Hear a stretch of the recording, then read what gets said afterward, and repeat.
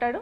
Right. Sabitha గారు, మిమ్మల్ని బట్టి విక్రమార్క కూడా ఒక చాలా ఇంట్రెస్టింగ్ కామెంట్ అనుకోవాలి అది. ఎందుకంటే అతనికి సిఎల్పి లీడర్గా ఉన్న బట్టిని దింపడానికి ఒక దళితుడు సిఎల్పి లీడర్గా ఉంటే చూడలేకపోయాడు కేసీఆర్ అనే విమర్శ కేసీఆర్ గారి పైన ఉంది. అతన్ని సిఎల్పి లీడర్గా అంగీకరించకుండా పార్టీ మారారు అనే విమర్శ మీపై నేరుగా ఆయనే చేశారు, బట్టి గారే చేశారు. అవును, అసెంబ్లీలో బట్టి గారు చేసిన దానికి మాకు కూడా సమాధానం చెప్పే అవకాశం ఇచ్చుంటే బాగుండేదండి. బట్టి గారు ఏమన్నారంటే, నేను ఒక్కదాన్ని పోయినందుకే ఆయనకు పదవి పోయిందనే మాట మాట్లాడారు. ఇంటికి వచ్చి మాట్లాడాను, మీరు వినలేదన్నారు. ఇంటికి వచ్చి ఏం మాట్లాడారు బట్టి గారితో పాటు ఆ పార్టీకి సంబంధించిన పెద్దలు కొంతమంది వచ్చి ఏం మాట్లాడారు అనేది వాళ్ళకు తెలుసు, నాకు తెలుసండి. కానీ ఒక మాట మాట్లాడితే అభాండం వేశారు నా మీద. నేను ఒక్కదాన్ని పోయినందుకు, సబితమ్మ అని ఒక వ్యక్తి బయటికి పోయినందుకే నా సిఎల్పి పోయిందని మాట్లాడారు. అది రాష్ట్రంలో ప్రజలందరూ గమనించున్నారు. నేను ఒక్కదాన్నే పోతేనే పోయింది ఆ పదవి అనేది. ఇంకొక మాట మాట్లాడుతూ బట్టి గారు ఒక మాట అన్నారండి, 10 సంవత్సరాలు మీకు మంత్రి పదవి ఇచ్చాము పార్టీ నుండి అని అన్నారు. 9 సంవత్సరాలు ఇచ్చున్నారు. కానీ తర్వాత లాస్ట్కి వస్తే నాకు ఇచ్చిన బహుమానం ఏంటండి, సిబిఐ కేసులు వచ్చినాయి నా పైన.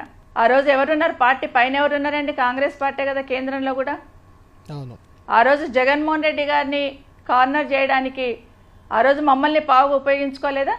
కానీ మేము మాట్లాడలే కదా, ఎందుకంటే న్యాయస్థానం మీద నమ్మకం ఉంది, మేము తప్పు చేయలేదనే విశ్వాసం ఉంది.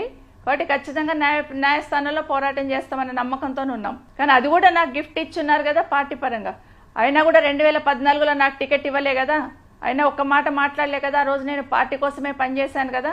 కానీ ఇంకొక మాట మాట్లాడుతూ అసలు మాకు రాజకీయంగా ఏమీ లేదు చరిత్ర, మొత్తం కాంగ్రెస్ పార్టీ మాకు భిక్ష పెట్టినట్టు మాట్లాడున్నారు బట్టి గారు. కానీ ఇంతకుముందే మాట్లాడాను, మా వారు 20 సంవత్సరాలు ఎమ్మెల్యేగా ఉండి అప్పటికే 5 సంవత్సరాలు మంత్రిగా చేసి తెలంగాణ జై తెలంగాణ పార్టీని పెట్టిన సందర్భంలోనే కాంగ్రెస్ పార్టీ కూడా తెలంగాణకు అనుకూలం అంటే కాంగ్రెస్ పార్టీ దగ్గరికి రావడం జరిగింది. ఇంకొక మాట బట్టి గారు మాట్లాడుతూ ఒక మాట అన్నారండి, ఆ రోజు నేను దళితుని అయినందుకు నన్ను దించారు, మా పార్టీ నాకు దళితులకు పెద్దపీట వేసిందని. ఇప్పుడు కూడా నేను రిక్వెస్ట్ చేస్తున్నా గౌరవ ఉప ముఖ్యమంత్రి గారికి, ఇప్పుడు కూడా మీరు ముఖ్యమంత్రి తెచ్చుకోండి. ఎందుకంటే మీ పార్టీ అధికారంలో ఉంది, ఫుల్ మెజార్టీ కూడా ఉంది, మీ పార్టీ దళితులకు పెద్దపీట వేస్తుంది. కాబట్టి మీ పక్క సీట్ తీసుకుంటే మేము కూడా సంతోషిస్తాం, రాష్ట్రంలో అందరూ కూడా సంతోషిస్తారండి. అక్కడ వాళ్ళకి ఆధిపత్య పోరులో మమ్మల్ని మాట్లాడే సందర్భం ఏదైతే మాట్లాడాలని ప్రయత్నం చేశారు చూడండి, అది బట్టి గారి హోదాకు తగదు. ఎందుకంటే బట్టి గారిని చాలా రెస్పెక్ట్ చేస్తాం, చాలా హుందాతనంగా మాట్లాడతారు, ఏదున్నా న్యాయంగా మాట్లాడతారు, సంధాయించి చెప్తారని అనుకున్నాం. కానీ బట్టి గారు కూడా అట్లా మాట్లాడతారని ఎక్స్పెక్ట్ చేయలేదు. రైట్. సబిత గారు, మీతో సహా అప్పుడు 12 మంది ఎమ్మెల్యేలు పార్టీ మారారు గతంలో. ఆ 12 మంది వల్లే కాంగ్రెస్ పార్టీ విలీనం అయిపోవాల్సి వచ్చింది. ఆ విలీనం తర్వాత ఆ విలీన ప్రక్రియ ఇప్పుడు కంటిన్యూ మళ్ళీ కాంగ్రెస్ చేస్తుంది. అంటే మీరు పార్టీ మారిన అందరిని ఓడించాలని రేవంత్ రెడ్డి పదే చాలాసార్లు పిలిపించారు. అందులో ఇద్దరే గెలిచినట్టున్నారు, 10 మంది ఓడిపోయారు, మీరు సుధీర్ రెడ్డి ఇద్దరు గెలిచినట్టున్నారు. ఈ నేపథ్యంలో ఇప్పుడు కాంగ్రెస్ పార్టీ చేస్తున్న ఏదైతే ఫిరాయింపులు ఉందో దాన్ని మీరు సమర్థిస్తున్నారా? అలా తప్పు లేదంటారా? మీరు వెళ్ళారు కదా అప్పట్లో. ఇప్పుడు ఆ రోజు ముఖ్యమంత్రి గారు అపోజిషన్లో ఉన్నప్పుడు ఏం మాట్లాడారండి, కేసీఆర్ గారు చాలా తప్పు చేస్తున్నారు, పార్టీలు మార్చుకున్నారు, అందరినీ చేర్చుకున్నారు, ఇది చేశారు, మమ్మల్ని ఎవరిని అసెంబ్లీ గడప దొక్కొద్దు అన్నారు కదా. ఇంకొక మాట ఒక అడుగు ముందుకేసి కేసీఆర్ ఇంటి మీద వాళ్ళనే కాకి మా ఇంటి మీద వాళ్తే కాల్చి పడేస్తామని మాట్లాడారు కదా.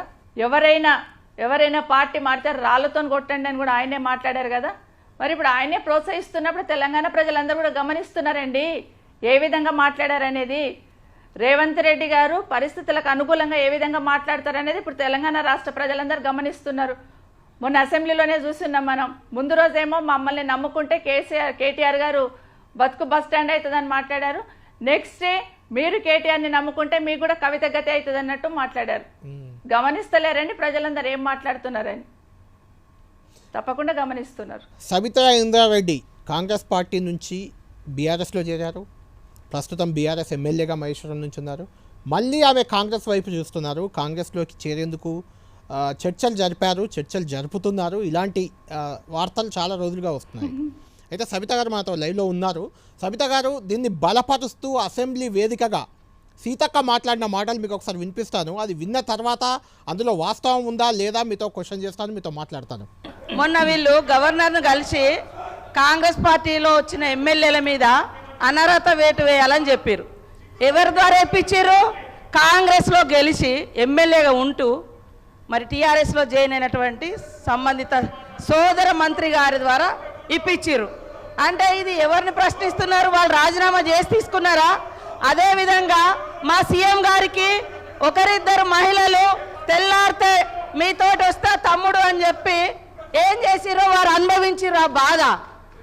ఢిల్లీ దాకా నేను వస్తున్నా అని చెప్పి ఏం మోసం చేసిర్రో రాహుల్ గాంధీ గారి దగ్గర టైం తీసుకున్నాక ఆ బాధ అనుభవించిండు కాబట్టి కేటీఆర్ గారికి సూచన చేయడం జరిగింది. సబిత గారు, మీరు పార్టీలో చేరడానికి ఒకరిద్దరు, మీ పేరు పెట్టలేదు, ఒకరిద్దరు చెల్లెళ్ళు లేకుంటే అక్కలు తమ్ముడు నీతో వస్తాను మేమని చెప్పారు.